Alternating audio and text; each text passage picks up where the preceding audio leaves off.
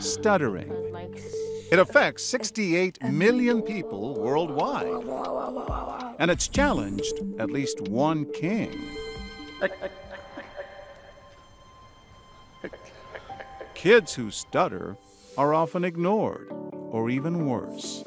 If I was reading something aloud in class, I'd hear like laughs. I was mocked in the hallways. They repeat the words I say, that I stutter. I found things about me on a bathroom wall. They like mimic me. And one day after school, I went on to Facebook and I found a page all about me and how I speak, and it was tough. It was really tough. The bullying and ridicule can come from the most surprising places. This article in the New York Times actually really upset me this morning. The professor emailed him asking that he pose questions before or after class so, quote, we do not infringe on other students' time. For Alina Davis, things got so bad she stopped going to class, deciding instead to be homeschooled. I didn't have a prom. Every girl loves prom, and I never got that. Her stuttering and the way people reacted to it had killed Alina's spirit. And then, seemingly out of nowhere, a lifeline, an organization in New York City called Our Time. Kids of all ages who, just like Alina, stutter. They meet every weekend to commiserate, socialize, and sing. Yes, sing. It's important that your voice is heard. All songs that they've written themselves. They don't control your mind or what you think about yourself. The simple message here, rise above those bullies. Don't give them the X.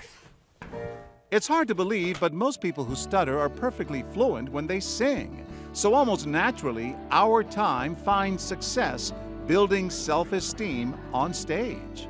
You see a kid standing on stage, looking at hundreds of people, cheering for them, and you see them just soak it in, you know? And you see that pride in the way that they walk. You see that pride in a twinkle in their eye.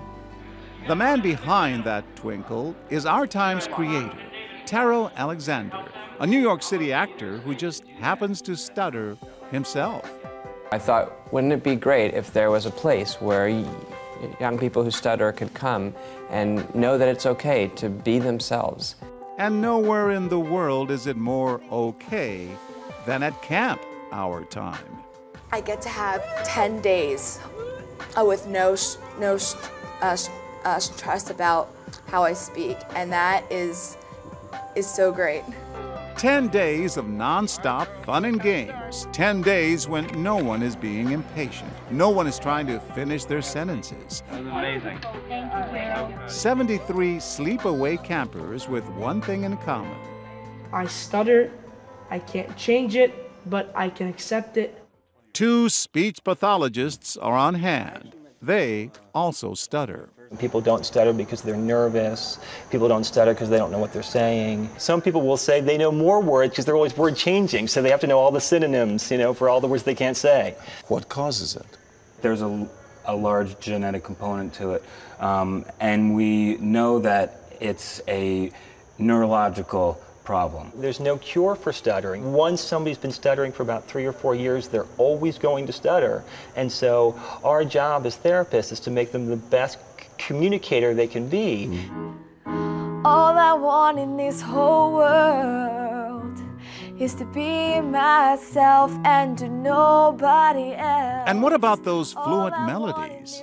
Why is it that they don't stutter when they sing? Singing is really driven from a different part of the brain where it's very prosodic, it's very rhythm-based. The person knows the words by heart, so there's no word finding or anything else. There's a lot of constant phonation. The words are produced more slowly when you sing. You elongate the words, so there are a lot of different reasons. If you speak sort of in this sing-songy manner and you connect all of your syllables, you're not going to stutter. You know, I could not stutter all day long, but I might sound like this, and that's not okay with me. I would rather stutter every once in a while and sort of feel like me.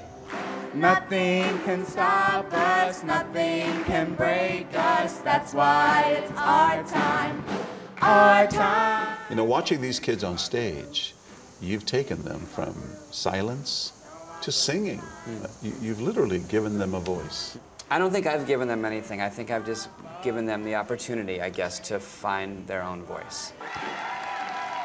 As Alina tells us in her video diary, she was a bit fearful of taking her newfound voice back to the real world. I leave for college in a week, and it's scary. From the comfort of home school to college in New York City. It's awesome! She's now studying to become, of all things, a speech pathologist. For Alina, there are no regrets. If you could take a pill to make it go away, would you? I don't think so. It has shaped me into who I am today, and without us stuttering, I wouldn't have all this.